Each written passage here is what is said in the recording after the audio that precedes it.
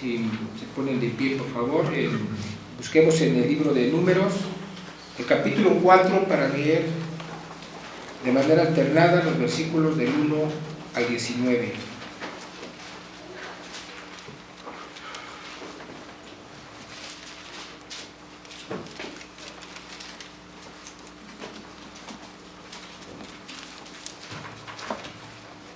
Inicio con el primer versículo y vamos leyendo hasta leer juntos el versículo 19. Habló Jehová a Moisés y a Aarón diciendo: Toma la cuenta de los hijos de Coat y de los hijos de Leví, por sus familias, según las casas de sus padres. De edad de 30 años arriba hasta 50 años, todos los que entran en compañía para servir en el tabernáculo de reunión. El oficio de los hijos de Coat en el tabernáculo de reunión, en el lugar santísimo, será este. Cuando haya de mudarse el campamento, vendrán Aarón y sus hijos y desarmarán el velo de la tienda y cubrirán con él el arca del testimonio. Y pondrán sobre ella la cubierta de pieles de tejones y extenderán encima un paño todo de azul y le pondrán sus varas. Sobre la mesa de la proposición extenderán un paño azul y pondrán sobre ella las escudillas, las cucharas, las copas y los tazones para alivar, y el pan continuo estará sobre ella. Y extenderán sobre ella un paño carmesí y lo cubrirán con la cubierta de pieles de tejones y le pondrán sus varas. Tomarán un paño azul y cubrirán el candelero del alumbrado, sus lamparillas, sus despabiladeras, sus platillos y todos sus utensilios del aceite con que se sirve. Y lo pondrán con todos sus utensilios en una cubierta de pieles de tejones y lo colocarán sobre unas parihuelas.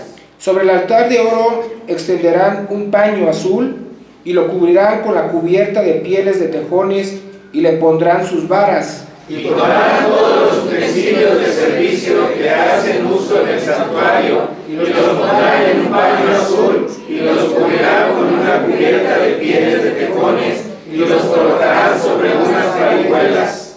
Quitarán la ceniza del altar y extenderán sobre él un paño de púrpura. Y pondrán sobre él todos sus instrumentos de que se sirven, las palletas, los garfios, los braseros y los tazones, todos los utensilios del altar, y extenderán sobre él la cubierta de pieles de tejones y le pondrán además las varas. Y cuando acaben Aarón y sus hijos de cubrir el santuario y todos los utensilios del santuario, cuando haya de mudarse el campamento, vendrán después de ello los hijos de Coat para llevarlos, pero no tocarán cosa santa, no sea que mueran. Estas serán las cargas de los hijos de Coat en el tabernáculo de reunión. Pero a cargo de Eleazar, hijo del sacerdote Aarón, estará el aceite del alumbrado, el incienso aromático, la ofrenda continua y el aceite de la unción, el cargo de todo el tabernáculo y de todo lo que está en él, del santuario y de sus utensilios. Habló también Jehová a Moisés y a Aarón diciendo: No haréis que perezca la tribu de las familias de Coat de entre los levitas, para que cuando se acerquen al lugar santísimo vivan y no mueran. Haréis con ellos esto, y Aarón y sus hijos vendrán y los pondrán a cada uno su oficio y en su cargo. Amén. En respuesta, ahora entonemos el himno 324. Himno número 324, Fuente de la Vida Eterna, de la parte número 15, Confianza y Valor en Pruebas y Conflictos, por John Wyatt, y letra por Robert Robinson.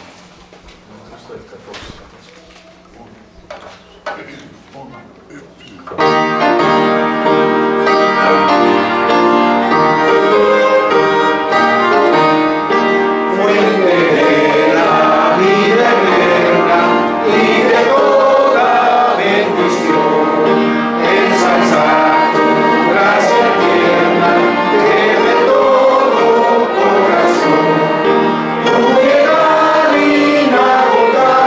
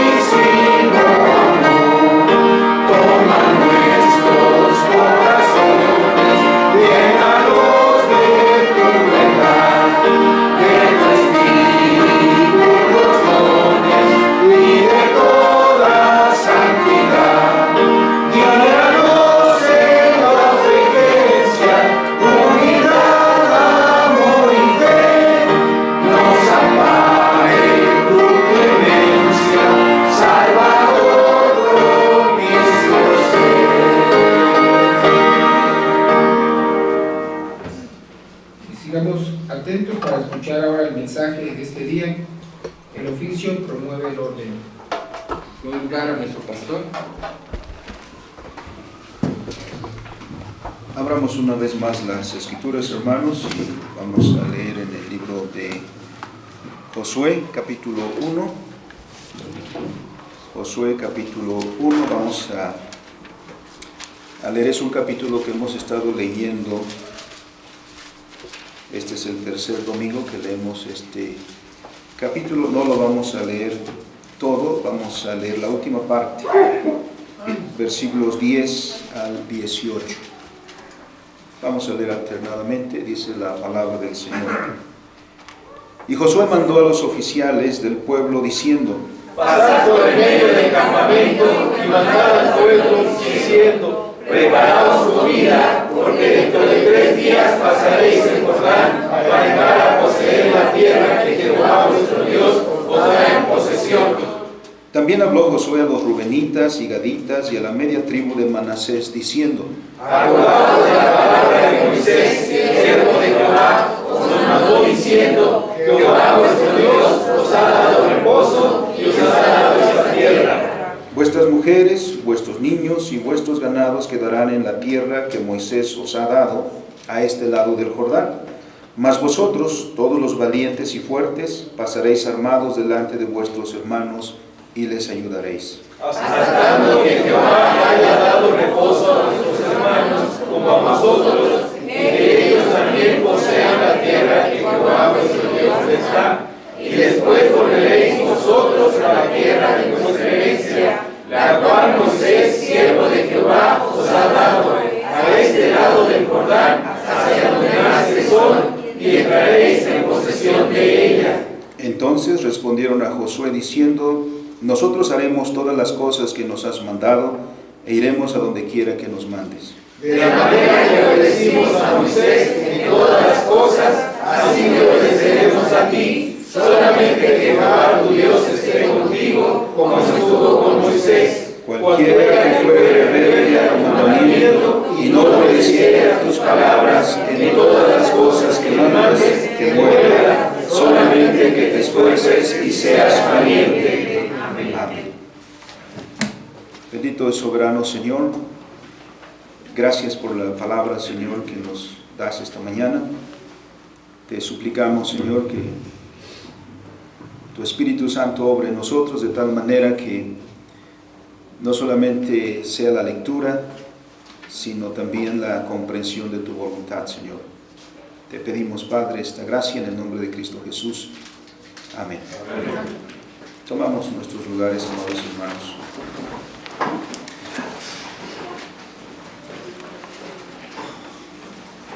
Israel fue liberado de Egipto, pero la liberación en sí misma, o la liberación, no es un fin en sí mismo, como tampoco para nosotros la salvación es un fin en sí mismo, o la reconciliación con nuestro Dios es un fin en sí mismo. ¿Cuál ha sido la liberación, el propósito de la liberación que Dios ha obrado a través de Moisés con su pueblo? Es introducirlo a la tierra que ha prometido a sus padres, un lugar de reposo para este pueblo.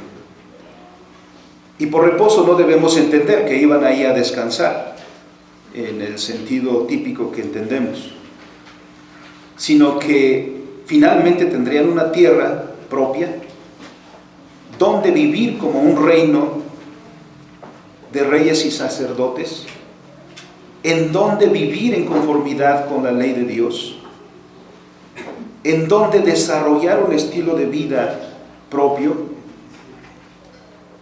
un lugar finalmente que sería como el restablecimiento de los principios o de los orígenes de la creación, porque Dios había creado originalmente todo para poner al hombre como mayordomo de la creación y que él fuera reconocido en todos los caminos como el Señor soberano.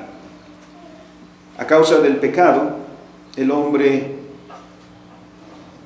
distorsionó todo lo bueno que Dios había creado. Y Canaán era una región en donde el pecado había llegado a tales niveles que, como vimos en los tiempos de Abraham mismo, Sodoma y Gomorra fueron destruidas. El pecado había llegado a tal punto que había ya colmado la paciencia del Señor. Y había llegado el momento de juzgar a esas naciones y entregar esa tierra al pueblo del Señor. Haciendo un paralelo también, hermanos, a nosotros como cristianos, el Señor nos ha llamado, nos ha dado la salvación. Pero como he mencionado, ese no es un fin en sí mismo. Habremos de preguntarnos que ¿para qué hemos sido salvos? Si Romanos 8 menciona que la creación gime porque está sujeta a vanidad y lo que espera es la manifestación de los hijos de Dios, es porque los hijos de Dios que viven bajo la dirección de la ley de Dios han sido llamados a restaurar todas las cosas a sus propósitos originales. Nosotros hemos sido salvos no para conquistar Canaán, sino para conquistar toda la tierra, todas las naciones, para que vengan a los pies de Cristo. El libro de Josué tiene mucho que enseñarnos a este respecto. El libro de Josué es rico en enseñanza para un pueblo que está por entrar a conquistar una tierra. Es rico en enseñanza para nosotros que estamos también en esa encomienda de parte de nuestro Señor. En este capítulo 1, que es el capítulo introductorio a todo el libro, es rico en estas tres enseñanzas que son claves como preparativos para entrar a la tierra de Canaán. En primer lugar, hemos visto que debemos mirar todo a la luz de la soberanía de Dios. ¿Quién es el que liberó a Israel de Egipto? Dios. ¿Quién guardó a Israel durante todo el trayecto en el desierto? Dios. ¿Quién es el que va a introducir al pueblo y está garantizada esa introducción del pueblo a Canaán? Dios. Porque Dios es el Señor de la historia. En esta primera instancia, Dios entonces nos quiere enseñar que es Él el que vela por nosotros, que es Él el que provee la seguridad para nosotros, por lo cual no hay que tener miedo, por lo cual no hay que temer en cumplir la voluntad del Señor. Y lo segundo que nos implica en esto es que aunque haya cambios en el pueblo de Dios, porque ya no está Moisés y ahora viene Josué, hay continuidad, porque el Dios que estuvo con Moisés es el Dios que va a estar con Josué. Y eso sucede con la iglesia, que pasamos generación y generación, pero que sea la generación que sea, Dios es el mismo. Por eso podía decir Dios a Israel, el Dios de Abraham, el Dios de Isaac, el Dios de Jacob. El Dios de nuestros padres será y continuará con nuestros hijos y con los hijos de nuestros hijos y por 1000 generaciones, dice la Escritura. Así que vayamos confiados en esa promesa del Señor. Claras son las palabras de la Escritura. En el versículo 5 dice Dios: como estuve con Moisés, estaré contigo, no te dejaré ni te desampararé. Lo segundo que necesitamos antes de entrar a la tierra prometida es estar bien entendidos, de tener a la palabra de Dios como palabra direccional, ya que es ella la que nos ha de hacer sabios para todas las decisiones que tengamos que tomar mientras tomamos posesión de la tierra. Las Escrituras no deben ser tratadas como un manual, como una colección de recetas. La palabra de Dios nos ha sido dada para darnos discernimiento para enseñarnos el camino. Por eso el salmista en el Salmo 119, 105, muy conocido, dice: lámpara es a mis pies tu palabra y lumbrera a mi camino. En otras palabras, está diciendo que las Escrituras nos han de guiar hacia la meta que Dios nos ha puesto. Josué no va a encontrar en este libro estrategias militares. Josué no va a encontrar en este libro alguna recomendación en algún momento que se encuentre. Él va a aprender por la palabra direccional qué es lo que ha de hacer en el transcurso del cumplimiento de su misión. Y en tercer lugar, miramos en este capítulo que Dios bendice a su pueblo estableciendo oficios bien definidos para organizar al pueblo. Porque como lo hemos visto en esa lectura que hemos hecho previamente de Números 4, Dios organizó a su pueblo antes de entrar. De hecho, si leemos todo el libro de Números, nos vamos a dar cuenta que una vez se dio el encuentro en el Sinaí y fue dada la ley, lo siguiente es que Dios organiza a su pueblo. Israel no es un pueblo que se dice, a ver, pues armen su tienda donde quiera que puedan. Dios dice quiénes van a estar al norte del campamento, del tabernáculo, quiénes van a estar al sur, quiénes al este, quiénes al oeste. También dice quiénes son los que van a marchar y en qué orden van a marchar. Dios es el que organiza también todo lo que tiene que ver con el tabernáculo. Quiénes son encargados de las cortinas, quiénes son encargados de cada uno de los utensilios. Porque como dice el apóstol Pablo en 1 Corintios 14, nuestro Dios es un Dios de orden, no de confusión. Imaginemos por un momento que Israel llega así tal y como salió de Egipto, un grupo de gentes, una masa de gente sin organización. ¿Habrían entrado a Canaán? ¿Habrían conquistado Canaán? Seguramente no. Y ese es el punto, hermanos, al que quiero referirme ahora.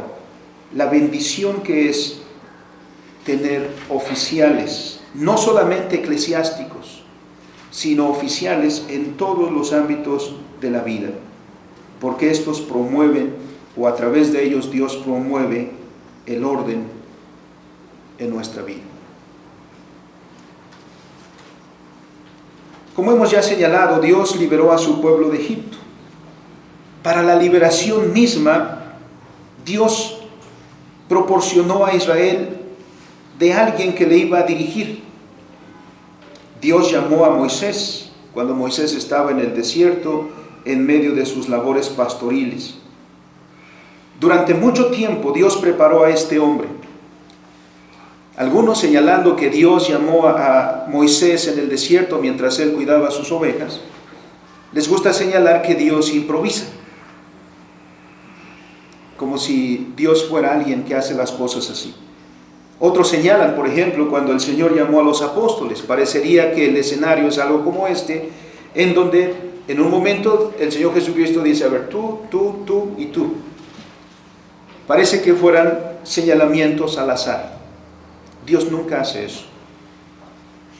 Dios prepara a aquellos a quienes va a establecer el oficio.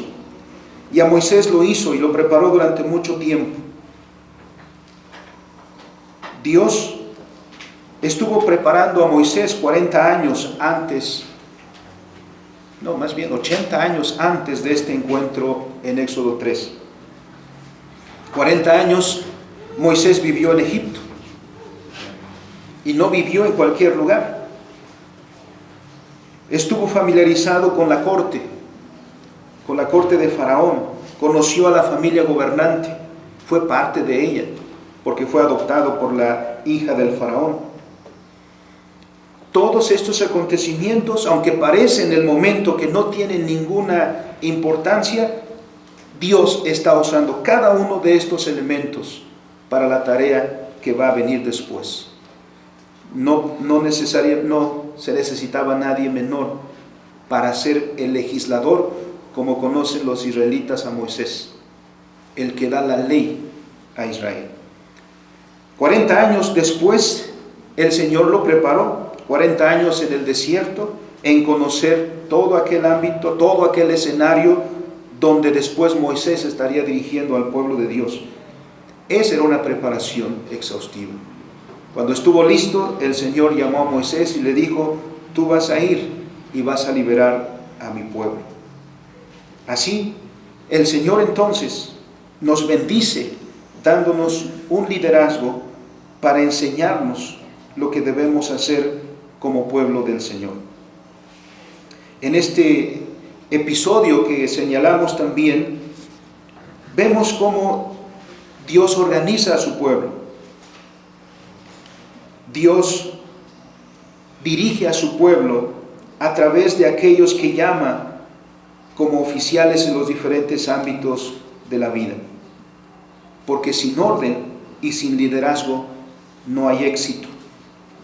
Sin un liderazgo claro e instruido, simplemente no sabremos qué dirección tomar. O seremos, como dice la Escritura, un pueblo que no tiene pastor. Es un pueblo que no tiene dirección. Y miren lo que sucede, hermanos. Si la familia no tiene liderazgo, ¿qué sucede con la familia? Se desintegra. O comienza a experimentar los males de la falta de liderazgo. Así que Dios ha bendecido a la familia con un liderazgo. Y en todos los demás ámbitos de la vida también. Eso solamente lo menciono como ejemplo. Las palabras del Señor Jesús también nos dicen, como Él respondió cuando le acusaban de echar a los demonios por Belcebú: un reino dividido contra sí mismo es asolado, y toda ciudad o casa dividida contra sí misma no permanecerá. Por tanto, vemos, hermanos, de qué manera el liderazgo, el oficio, es una bendición en todos los órdenes de la vida. Y Dios nos ha bendecido con todos estos liderazgos que aprendemos de su utilidad, de su bendición a lo largo de este libro de Josué. Dios quiera bendecirnos, hermanos, al estudiar este hermoso libro. En primera instancia, hemos de señalar que el oficio es dado por Dios. Dios es el Señor, no nosotros. Dios es el dueño, no nosotros. Nosotros somos llamados al servicio. Nosotros somos llamados a servir al Rey de Reyes y Señor de Señores. Pero ese servicio se traduce en el servicio de nuestros semejantes también. Al morir Moisés, y un poco antes de que él muriera, miramos a Dios proveyendo de un liderazgo. Llama a Josué. Dios no desampara a su pueblo. Dios no desampara a los suyos. Entre los que quedan después de Moisés, no vemos inmediatamente una lucha de poder. No vemos a las tribus peleándose entre ellas quién va a tomar el lugar de Moisés. Esto es así porque el oficio no se hereda o el oficio no se compra, sino que en cada caso es Dios el que llama. Cualquiera sea tu posición, hermano, tu oficio, ten la seguridad de que es Dios que te ha llamado. Cuando las cosas se hacen bien, esto es así. Miramos que Moisés no dice: mis hijos van a seguir después de mí, o mis hermanos van a seguir después de mí. O no vemos a las tribus peleándose como en Números capítulo 12 o capítulo 15 vemos, sino que si queremos ser guiados por el Señor, hemos de esperar en el Señor. Así nos enseñaron en Hechos capítulo 1 los hermanos. ¿Quién va a ocupar el lugar de Judas. Ayuno y oración antes de la elección. ¿Por qué? Porque en primer lugar buscamos la voluntad de Dios. El pueblo debe esperar en Dios. Lamentablemente en muchas, incluso en las iglesias institucionales, suceden estas cosas incorrectas. Que el pastor hereda a su hijo el pastorado. O que de repente se suscitan los conflictos entre los oficiales para ver quién va a asumir el cargo. El oficio es personal. Una ocasión, cuando comenzábamos a pastorear una iglesia, comenzaron a mi esposa a decirle pastora. Decía, pastora, ¿qué dice aquí? Pastora, ¿qué dice allá? Entonces inmediatamente tuvimos que decir algo al respecto. En otros momentos mi hijo tenía como 5 o 6 años y un hermano le solía decir pastorcito y lo saludaba, pastorcito. No sé si lo entendía o no, pero mi hijo lloraba, ¿no? Se ponía a llorar ahí. No sé si era esa la apreciación. Era obviamente en una broma. Pero tuvimos que decir, hermanos, el que detente el oficio soy yo, y el pastorado es mi responsabilidad. Mi esposa y mis hijos son parte de esta comunidad como creyentes, como cada uno de ustedes.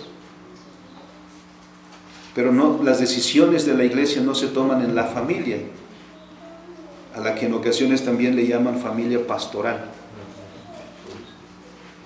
Es la familia del pastor, pero no es la familia que pastorea.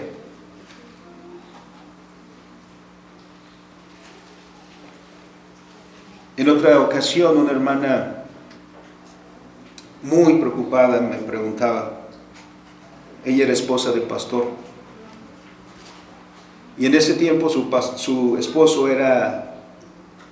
tenía algún nombramiento en el presbiterio, así que dice, mi esposo tiene que salir con cierta frecuencia a cumplir las encomiendas del presbiterio.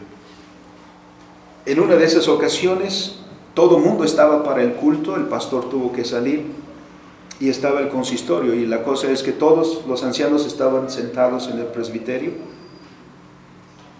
y la esposa del pastor bajó con sus hijos y estaba ahí para el momento de la adoración al Señor. La cosa es que nadie decía nada, no comenzaba el culto. Hasta en cierto momento me dice la hermana, los ancianos me comenzaron a hacer señas. ¿No? Desde ahí. Hasta que se acerca esa hermana, comenzamos cuando usted diga. Cuando yo diga. Sí. Pues si no está el pastor, usted va a predicar.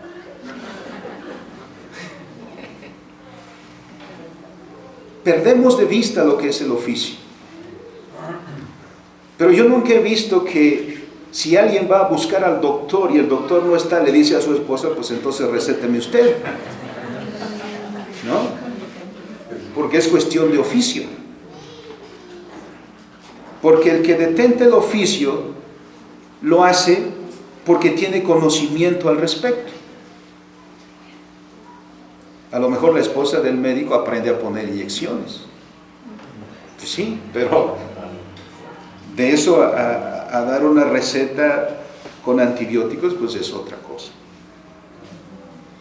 Dios llama a cada uno a un oficio. Dios es el que pone orden en nuestra vida. Cuando perdemos de vista eso, hermanos, entonces vienen las dificultades. Dios puso a Moisés y Dios es el que llama a Josué. Deuteronomio 31:3 dijo el Señor a Moisés, Y Moisés se lo dijo al pueblo. ¿Qué dice Deuteronomio 31:3? Jehová tu Dios, Él pasa delante de ti, Él destruirá estas naciones delante de ti y las heredarás. Josué será el que pasará delante de ti, como Jehová ha dicho. Miren estas dos cosas que vemos ahí, que están aquí también en el capítulo 1. ¿Quién va adelante? Entonces no vamos solos. Dice Dios, yo voy delante de ti. Ahora, enseguida, ¿quién pone? Josué. A Josué. Dice, Josué será el que pasará delante de ti. ¿Por qué? Porque Jehová ha dicho. Porque Jehová lo ha llamado. Así en cualquier ámbito de la vida, el liderazgo es dado por Dios. Y no se basa en el poder o la sabiduría intrínseca de los que la detentan, sino porque es el lugar que Dios quiere darles. Esto no quiere decir, hermanos, que la asignación de un oficio sea arbitraria. Hay quienes piensan que sí. Hay quienes improvisan. Hay quienes improvisan a sus líderes. El resultado no es nada halagüeño.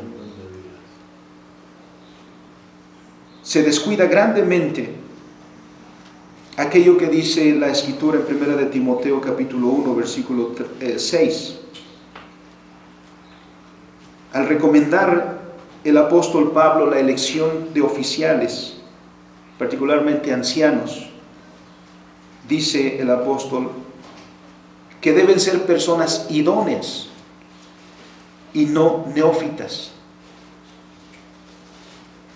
Así Dios está colocando a alguien en su lugar. Y esto es lo que hace Dios. Esto respecto a Moisés es verdad, como ya lo hemos mencionado.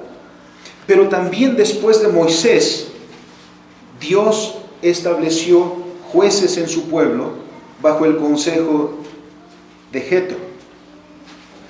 En Éxodo 18:18 leemos: cuando llegó el suegro de Moisés a visitarlo y vio el arduo trabajo que realizaba este hombre liderando el pueblo de Dios, le hizo una observación.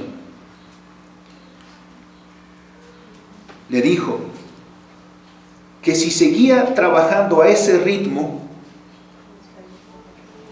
terminaría desfalleciendo.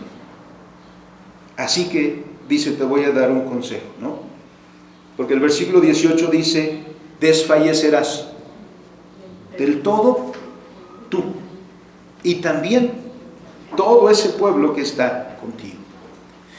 En esto podemos mirar entonces que el oficio no se ejerce en individualismos, sino los oficios son para ejercerse en la comunidad. Porque eso es lo que está diciendo aquí. El consejo que le da entonces es que elija a personas con cierto perfil para que sean llamados para ser jueces sobre el pueblo. Versículo 21.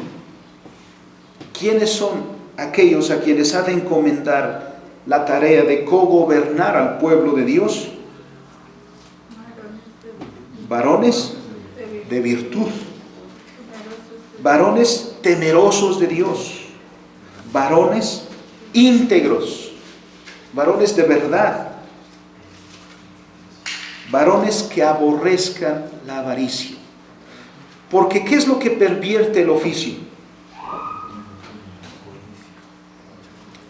¿Cuál es la base de la corrupción? La avaricia. ¿Cuál es la más grande tentación que podemos tener cualquiera de nosotros?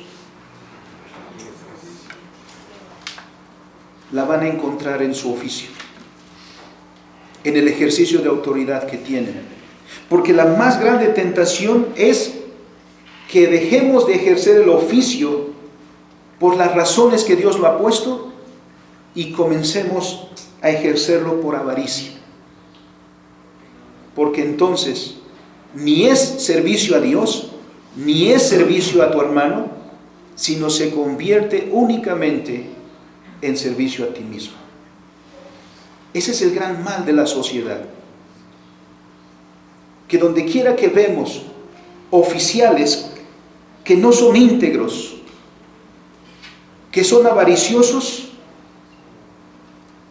alguien decía, son aquellos que dicen, Señor, no te ruego que me des, nada más ponme donde hay. De lo demás yo me encargo. Dios bendice a su pueblo con personas idóneas. Y puesto que nosotros como iglesia participamos en ello, no solo en el ámbito eclesiástico, sino en todo lo demás, debemos saber estos principios. Josué no está solo. Josué tiene también aquellos que siguen en el pueblo de Dios gobernando, dice el versículo 10. Así que, habiendo recibido las instrucciones que Dios ha dado, que Él va delante de ellos y que la palabra de Dios es el principio normativo para su vida, Josué entonces toma el mando. Y dice el versículo 10, y mandó a los oficiales, a los demás que están en oficio, aquellos que desde el tiempo de Moisés fueron puestos por decenas, por veintenas, por centenas, en todo el orden que Dios había puesto en su pueblo. Están con Josué. Josué no dirige solo al pueblo. Las Escrituras nunca ponen eso. Y Calvino decía por esta razón. Porque yo puedo ser una persona bien intencionada en este momento, pero como veíamos en la escuela dominical, yo soy también un pecador. Entonces, poner todo en un solo hombre es riesgoso. Por eso el gobierno presbiteriano es un gobierno de pesos y contrapesos. Y este sistema no solamente se aplicó por los reformados en el ámbito eclesiástico, sino se tradujo también en la visión de los gobiernos de las naciones. En donde quiera que se aplicó este principio, se dividió el poder para hacer de equilibrio. Porque, como vemos aquí, Josué no gobierna solo. A lo largo del libro vamos a mirar que Josué también se equivocó. Y si estuviera solo, si no tuviera el contrapeso, los errores habrían sido mucho más graves. Así que miramos entonces que Dios, a través de Josué, dirige a su pueblo, quienes tienen oficiales, a los cuales le dice: pasad por en medio del campamento y mandad al pueblo. El oficio da lugar a la autoridad. El que tiene el oficio ejerce el oficio con autoridad. Aquí no hay una atenta invitación, aquí hay un mandamiento. Dice el texto: ordenan a todo el pueblo diciendo: preparaos comida, porque dentro de 3 días pasaréis el Jordán para entrar a poseer la tierra que Jehová vuestro Dios os da en posesión. Josué entonces lo primero que hace es llamar a los oficiales. Literalmente quiere decir los capataces o gobernantes u organizadores. Son aquellos que están encargados de que el pueblo funcione bien, de que aquellas personas hagan lo que tienen que hacer, porque estos han sido llamados para instruir al pueblo, para que el pueblo se prepare para estar listo para incursionar a Canaán. Dice el texto: en 3 días estaremos entrando. Así que prepárense, y lo primero que hay que preparar es alimento. Algo que vemos también, hermanos, en este texto es lo que dice el versículo 12 al versículo 15. Que los oficiales deben promover la unidad del pueblo de Dios. Donde quiera que están, deben llamar a la unidad. además de los preparativos que hemos mencionado, al entrar a Canaán, recuerdan lo que ya se dice en Deuteronomio 3 o Números 32. ¿Por qué? Porque al aproximarse a este lugar, Israel pidió a las naciones que estaban ahí que los dejaran pasar. Israel no quería pelear, ese no era el propósito, simplemente dijo, déjenos pasar, y si vamos a necesitar algo, lo vamos a comprar de ustedes. Pero estas naciones dijeron no. Entonces Dios las entregó en sus manos. Llegado su momento, y porque estas tribus se dedicaban a la ganadería, dijeron, estos terrenos son propicios para lo que nosotros hacemos. Entonces esas tribus se acercaron y dijeron, ¿por qué no nos dejan esta tierra?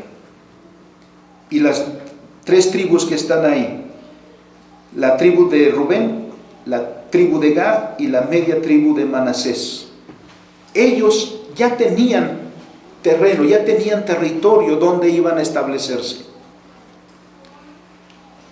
Pero no hay un sentido de individualismo aquí. Los oficiales y Josué les dicen, hermanos, ustedes ya están entrando en su reposo, es decir, ya están en su tierra, van a vivir aquí. Pero es responsabilidad de ustedes que sus hermanos también entren al reposo. No puedes disfrutar de tu reposo si no tu hermano también tiene asegurado el reposo suyo. Así que dice en el versículo 12, hablaron entonces Josué a los rubenitas, a los gaditas, a la media tribu de Manasés, diciendo, acordaos de la palabra que Moisés, siervo de Jehová, os mandó. Miren otra vez, no se ven aquí razones económicas, razones de otra naturaleza, sino la palabra de Dios. Son dirigidos por la palabra de Dios. Muy diferente, por ejemplo, cuando se acercaron los saduceos al Señor, cuando corrió aquellos hombres del atrio que vendían y compraban ahí en el atrio del templo, y le hicieron la pregunta al Señor Jesús, ¿con qué autoridad haces estas cosas? El Señor Jesús dice, voy a responder esa pregunta si ustedes responden a la pregunta que yo hago. ¿El bautismo de Juan de quién era? ¿Del cielo o de los hombres? Ellos sabían la respuesta, pero le dijeron al Señor, danos tiempo. Ahorita estos se fueron allá, hicieron un, ¿cómo se llama ese? Y vemos que lo que menos les importaba era la verdad. ¿Qué estaban haciendo ahí? Calculando el efecto de la respuesta que darían.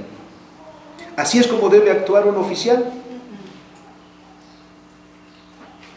Ellos dijeron, miren, si le decimos que era del cielo, era de Dios, entonces nos va a decir, ¿por qué no lo siguieron?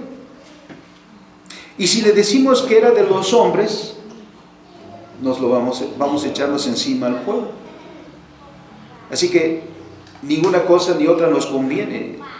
Entonces fueron al Señor y dijeron, no sabemos. Qué diferente cuando somos dirigidos por la palabra del Señor. Rubén, Gad y la media tribu de Manasés no dijeron, pues nosotros ya. Y a ver, córranos.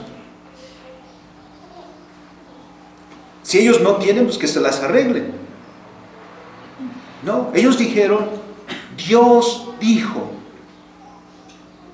Y entonces tienen que pasar. Dice el versículo 14, vuestras mujeres, vuestros niños, vuestros ganados quedarán en la tierra que Moisés os ha dado de este lado de Jordán. Mas vosotros, todos los valientes y fuertes, ustedes pasarán armados delante de vuestros hermanos y les ayudaréis. En nuestro tiempo, hermanos, tenemos un gran problema: el individualismo. Eso ha afectado nuestra vida en comunidad. Vivimos hoy bajo el principio de que cada quien se rasque como pueda. Que si tiene, bien, y si no, es su problema.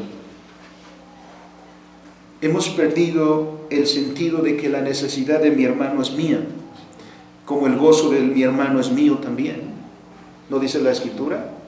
Que con el que llora, llores, y con el que se alegra, te alegres. Este es el sentido de la comunidad. Así que dice, tus hijos, tus esposas se quedan ahí, pero tú vas a entrar con tu hermano. Y versículo 15, ¿hasta cuándo? Hasta tanto que Jehová haya dado reposo a vuestros hermanos como a vosotros, y que ellos también posean la tierra que Jehová vuestro Dios os da. Y una vez cumplido eso, entonces volveréis vosotros a la tierra de vuestra heredad, la cual Moisés, siervo de Jehová, os ha dado, en todo este lado del Jordán hasta donde nace el sol, y entraréis en posesión de ella. Dios ha puesto al liderazgo en su pueblo para mantener a ese pueblo en su unidad, para que luchen juntos. Porque el fracaso comienza cuando el pueblo se divide.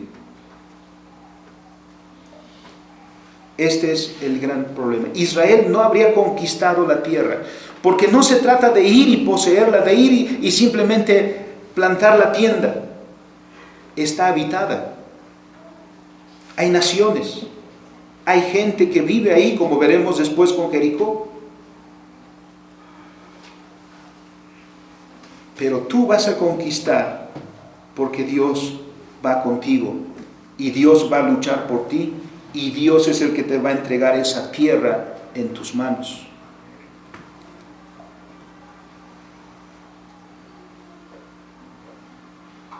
Todos nosotros sabemos, hermanos, eso. Porque todos en un momento u otro hemos desmayado ante los desafíos que están delante nuestro. Quizá también todos hemos experimentado en algún momento u otro soledad. Qué importante es la comunidad, qué importante es el liderazgo para conquistar el mundo del Señor, para la gloria de Él. ¿Por qué debemos preguntarnos? ¿Por qué, aunque somos tantos cristianos en Cristo Jesús, por qué tenemos tan poco impacto en el mundo en el que vivimos? ¿Quiénes son los que detentan el liderazgo en cualquier ámbito? ¿Los que tienen la verdad? No. ¿Y los que tienen la verdad, dónde están?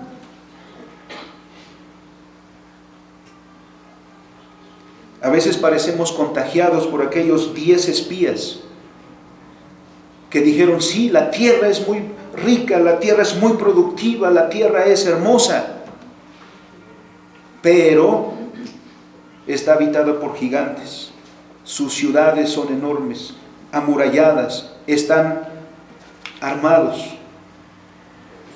Miren aquella visión que dieron.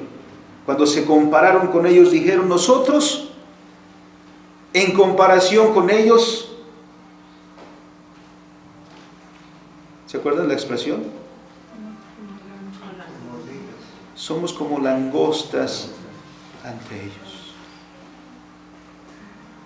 Eso causó desánimo. Eso hizo que aquellos dijeran, regresémonos a Egipto.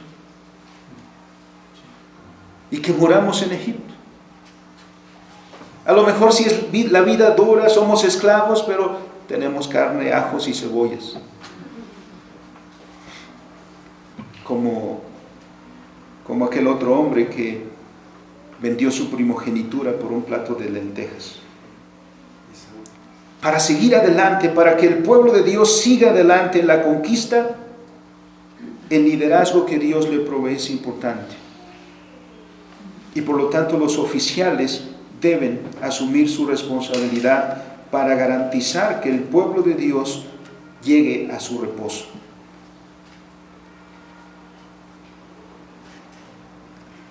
Vemos ahora en el versículo 16 que el oficio implica también el ejercicio de autoridad, como ya lo hemos mencionado previamente. En los versículos 10 y 11 se nos habla acerca de la autoridad del oficio. Primero, que el ejercicio de su liderazgo Josué, como hemos visto, manda y ordena a los oficiales del pueblo, y estos a su vez mandan y ordenan al pueblo que haga las cosas necesarias para partir a la conquista. ¿Cuán diferentes son nuestros tiempos? Tenemos en nuestros tiempos una crisis de autoridad. Hay constantemente los esfuerzos por socavar la autoridad, en cualquier ámbito. Ahora son los que están en oficio los que tienen miedo a los que están bajo oficio. El profesor en las aulas tiene miedo de sus alumnos. Los alumnos ya no tienen temor y respeto al oficio. Como ni en el hogar, donde los hijos ya no respetan el oficio y la autoridad de sus padres, sino que se atreven incluso a ningunear a sus padres.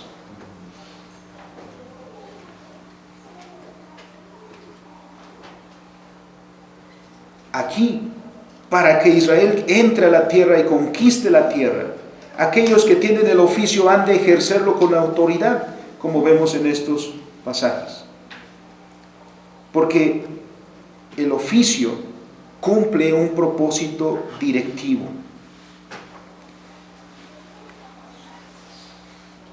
Como hemos señalado, el oficio es ejercido por aquellos que saben, que tienen conocimiento en algún aspecto de la realidad, y por eso están capacitados para poder guiar a los otros. Ese es el principio que nos señala Peter Schultz: visión, autoridad y poder. Los padres, por ejemplo, deben dirigir a sus hijos. Los padres no son llamados a ser amigos de sus hijos. Esa es una equivocación. Los padres no son llamados a tratar a sus hijos como iguales a ellos. Los padres son llamados a instruir a sus hijos, y para eso han de ejercer su oficio con autoridad. ¿Qué es lo que dice el apóstol Pablo en Romanos 13? Y que nos señala también al quinto mandamiento, que es fundamental para el desarrollo de toda la sociedad. Porque ¿dónde comienza el hombre a entender lo que es autoridad, a vivir bajo autoridad? Con los padres. Por eso el Señor dice: honra a tu padre y a tu madre, para que tus días sean largos en la tierra que Jehová tu Dios te da. Y en Romanos 13 el apóstol Pablo dice: no hay autoridad sino de parte de Dios. Y el llamado es: sométanse a toda autoridad. Así es como entonces nos organizamos los creyentes, reconociendo a quienes ejercen autoridad, sujetándonos a la autoridad que se ejerce correctamente, porque sabemos que es Dios quien ha establecido el oficio para nuestro bien. Israel no podría haber conquistado la tierra si todos hubieran llegado así, intempestivamente, tratando cada uno de encontrar lugar para poner su tienda. Israel tiene que aprender que es bajo el liderazgo del Señor, y que el Señor ha puesto a Josué y a todos los oficiales para que entren a la tierra que Dios les da. El versículo 16 dice: entonces respondieron a Josué. El reconocimiento de la autoridad. El pueblo entonces habla ahora y dice: nosotros haremos todas las cosas que nos has mandado e iremos a donde quiera que nos mandes. De la manera que obedecimos a Moisés en todas las cosas, así te obedeceremos a ti. Solamente que Jehová tu Dios esté contigo como estuvo con Moisés. Cuando llego a este versículo no puedo evitar si se mordieron la lengua. ¿Lo notan? Porque le están diciendo a Josué, te obedeceremos, así como obedecimos a Moisés. Uno regresa a la historia. Moisés no habría llegado, si así fuera, Moisés no habría llegado a ese momento de colmarle la paciencia, es decir, cuando les dio agua, ¿no? Pues ahí está el agua. Moisés habría entrado a la tierra prometida, porque ¿cuál fue la razón por la que no entrara? Este evento. ¿Y qué es lo que vemos? Muchos momentos de desobediencia, de rebeldía del pueblo. Pero lo que estamos señalando aquí, en primer lugar, es que el pueblo está diciendo, reconocemos el oficio de Josué. Reconocemos el liderazgo de Josué, que Dios se lo ha dado, y haremos todas las cosas que nos mandes. Es decir, nos sometemos a tu autoridad y haremos todo lo que nos mandes. Pero ahora Josué se convierte en un gobernante absoluto. No, porque su autoridad solamente se ejerce en el ámbito de su oficio. Por eso dice, solamente que Jehová tu Dios esté contigo, como estuvo con Moisés. Es decir, solamente el oficio ejercido en esa relación de comunión con Dios será un ejercicio bueno, de bendición. Porque cuando el ejercicio del oficio se desconecta de la relación con Dios, se pervierte. Y lejos de traer bendición, el resultado es todo lo contrario, maldición para el pueblo del Señor.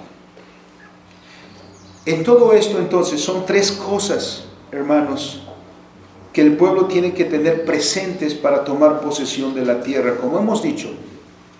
Y nunca olvidarlo, en primer lugar, que Dios es el que va delante de su pueblo. Que Dios va a entregar la tierra a su pueblo, como lo prometió que lo haría. Segundo, que en el caminar en nuestra vida nunca debemos apartarnos de la palabra direccional. Porque la palabra direccional es normativa para toda nuestra vida. Pues es obedeciendo a la palabra de Dios que alcanzaremos la meta que Dios ha puesto delante de nosotros. Y tercero, que solamente siendo un pueblo organizado podremos conquistar la tierra que Jehová nuestro Dios nos da. Quiero citar las palabras del doctor Van der Waal a este respecto. Cuando habla de la teología y de la filosofía reformacional, dice: la filosofía reformacional de la sociedad señala una forma única en la que trata de cambiar la sociedad a través de organizaciones e instituciones cristianas en varios ámbitos de la vida fuera de la iglesia, es decir, fuera de la institución eclesiástica. Este método de cambiar la sociedad está fundada sobre la creencia de que la diversidad estructural de las asociaciones de enseñanza cristiana, los partidos políticos, los grupos de presión económica, las organizaciones de desarrollo, las organizaciones de ayuda para los pobres y para las personas que sufren SIDA, escuelas cristianas, colegios, universidades, etc. Dichas organizaciones, instituciones, unen a los cristianos a través de los límites denominacionales con un objetivo específico en mente. ¿Cuál es? Transformar la tierra, que esa es nuestra misión. No vamos a emprender esta tarea, hermanos, no vamos a tener éxito en la soledad. No vamos a tener éxito, en los emprendimientos solitarios, sino en la formación de comunidades de fe, que organicen a los cristianos más allá de la esfera eclesiástica. ¿Para qué? Para que el pueblo de Dios entre a la tierra prometida y traiga el shalom tan anhelado por este mundo. Porque solamente la manifestación de los hijos de Dios lo hará. Nadie más. Entonces, ¿cuáles son los dones que Dios te ha dado? ¿Y cuáles son las tareas que el Señor pone en tus manos? No nos limitemos a este ámbito eclesiástico. Forma comunidades, instituciones, organizaciones cristianas en las cuales vivan bajo el principio de la palabra de Dios. Y nadie ha dicho que el trabajo es fácil, pero la obediencia tiene una promesa. El Señor los entregará en tus manos. Dios dice, esa es la tierra que yo les daré. Esfuérzate y sé valiente. Por último, dice el versículo 18, cualquiera que fuere rebelde a tu mandamiento y no obedeciere a tus palabras en todas las cosas que le mandes, que muera. Solamente que te esfuerces y seas valiente. Que el Señor prospere todo esfuerzo, hermanos, de su pueblo en pro de conquistar la tierra que Jehová nos entrega, pero se requiere que vayamos con valentía, con esfuerzo, pero siempre en comunidad. Que el Señor bendiga a cada uno, hermanos, en su oficio. Vamos a orar. Bendito Dios y Padre, al mirar, Señor, el escenario de esta manera, sin duda que impresiona nuestro corazón. Cuán enorme, Señor, es la tarea y cuán pequeños somos nosotros. Pero tus palabras ponen, Señor, los puntos sobre las íes. Que no conquistaremos por nuestro propio esfuerzo o fortaleza, sino que eres tú el que va delante de nosotros. Que no es nuestra propia sabiduría, sino la sabiduría que aprendemos de tu palabra, Señor, la que nos ha de guiar. Y que para que tu pueblo alcance la victoria, pones oficiales, Señor, para que guíen a tu pueblo en esta meta. Te pedimos bendición, Señor, para todos aquellos hermanos que, entendiendo eso, están esforzándose, Señor, para dirigir a tu pueblo en la transformación de esta sociedad. A los hermanos que están haciendo esfuerzos por la formación de escuelas cristianas, te rogamos que los bendigas. Por los hermanos que están haciendo esfuerzos por manifestar la presencia de tu pueblo y de tu señorío, por supuesto, en el ámbito de la política, Señor, bendícelos. Bendice a los padres que conforme a tu palabra están, Señor, dirigiendo a su familia. Prospérales, Padre. Bendice, Señor, a los empresarios, a los que con temor y temblor delante de ti, Señor, emprenden sus labores, sabiendo que son administradores de tus bienes. Prospérales, Señor, en el ejercicio de su oficio.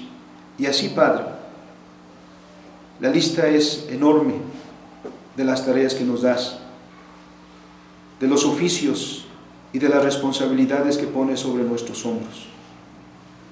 Si vamos a entrar y poseer la tierra, si vamos a transformarla, Señor, solo tenemos que ser obedientes, sujetos a tu palabra, caminando tomados de tu mano, Señor, le dijiste a Josué, y esas palabras son para cada uno de nosotros ahora: esfuérzate y sé valiente. No temas ni desmayes, porque yo estaré contigo. Como estuve con Moisés, estaré también contigo. Y asimismo, Señor, el que no nos apartemos de tu palabra, ni a diestra ni a siniestra, sino que caminemos en ella, Señor, siempre. Gracias, bendito Dios, por tu palabra. Condúcenos ahora entonces a las diversas tareas. En Cristo nuestro Señor. Amén.